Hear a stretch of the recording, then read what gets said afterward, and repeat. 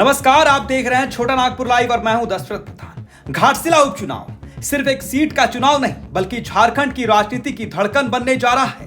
पूर्व मंत्री स्वर्गीय रामदास सोरेन के निधन से खाली हुई ये सीट अब बड़े नेताओं की प्रतिष्ठा और दलों के भविष्य का इम्तिहान बनने वाली है। सूत्र बताते हैं कि झामुमो से टिकट तय है स्वर्गीय रामदास सोरेन के बेटे सोमेश सोरेन के नाम पर। पार्टी को भरोसा है कि सहानुभूति और परंपरागत वोट बैंक सोमेश को मजबूत आधार देगा। वहीं भाजपा में हलचल कुछ और है। चर्चा है कि पूर्व मुख्यमंत्री चंपाई सोरेन इस बार सीधे पिच पर उतरेंगी। सोशल मीडिया पर उनकी हाल की पोस्ट जोहार घाटशिला ने राजनीति का पारा और चढ़ा दिया है। उस पोस्ट में उनके साथ खड़े नजर आए बाबूलाल सोरेन, जिनका नाम भी उम्मीदवारों की दौड़ में है। और अब सबसे बड़ा ट्विस्ट, झारखंड लोकतांत्रिक क्रांतिकारी मोर्चा भी मैदान में कूद चुका है। सुप्रीमो टाइगर जयराम महतो हाल के दिनों में झारखंड ही नहीं बल्कि ओडिशा, हैदराबाद और मुंबई तक में बड़ी सभाएं कर चुके हैं। उनकी लोकप्रियता और आक्रामक जनसंपर्क से इस उपचुनाव में त्रिकोणीय मुकाबले की पूरी संभावना बन चुकी है। अब जरा रणनीतियों पर नजर डालिए। झामुमो सहानुभूति और संगठन पर दांव लगा रहा है। भाजपा इसे चंपाई सोरेन की राजनीतिक अग्नि परीक्षा बना चुकी है, जबकि जयराम महतो युवाओं और बदलाव के मुद्दों से जनता का ध्यान खींच रहे हैं। पिछले नतीजे बताते हैं कि घाटशिला सीट पर मुकाबला हमेशा कांटे का रहा है। 2024 में भाजपा 22,000 वोटों से हारी थी। राज्य गठन के बाद सिर्फ 2014 में ही भाजपा यहां जीत पाई थी।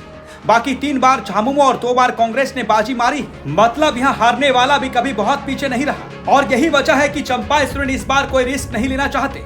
झारखंड आंदोलन से लेकर कई संघर्षों का इतिहास उनके साथ जुड़ा है और यही ताकत वो घाटशिला की जनता के बीच फिर से आजमाना चाहते हैं। और सबसे बड़ी बात, हूल दिवस के अवसर पर भोगनाडी में हुआ बवाल, आदिवासी सूर्य हंसदा की मुठभेड़ में मौत और नगरी में रिम्स 2 जमीन विवाद, इन तीनों घटनाओं ने झामुमो के परंपरागत आदिवासी वोट बैंक पर गहरी चोट की है।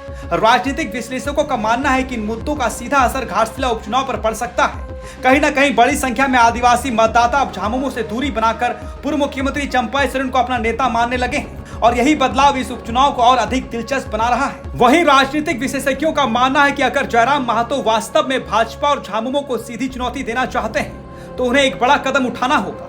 आदिवासी कुणबी समाज के प्रस्तावित एसटी आंदोलन से खुद को अलग करना होगा, क्योंकि सच्चाई यह है कि आदिवासी समुदाय शुरू से ही कुणबी समाज को अनुसूचित जनजाति में शामिल करने का विरोध करता रहा है। और आदिवासी समुदाय के बीच ये मुद्दा सिर्फ राजनीतिक नहीं बल्कि भावनात्मक भी है। अगर जयराम महतो इस पर अपना रुख साफ नहीं करते तो आदिवासी वोट बैंक उनके लिए बंद दरवाजा साबित हो सकता है। यानी एक और लोकप्रियता की लहर और दूसरी ओर जनजातीय अस्मिता का सवाल, दोनों के बीच संतुलन साधना उनके लिए सबसे बड़ी चुनौती होगी। सवाल यही है, क्या सहानुभूति लहर सोमेश सोरेन को विजय दिलाएगी? क्या चंपाई सोरेन अपनी पूरी ताकत झोंक कर भाजपा का झंडा फिर से बुलंद करेंगे, या फिर टाइगर जयराम महतो इस उपचुनाव को बदलते समीकरणों का प्रतीक बना देंगे? चुनाव आयोग का बिगुल बज चुका है। घाटशिला में सियासी विषाद सज चुकी है, मोहरे चल पड़े हैं और जनता की अदालत में असली फैसला आने वाला है। नमस्कार।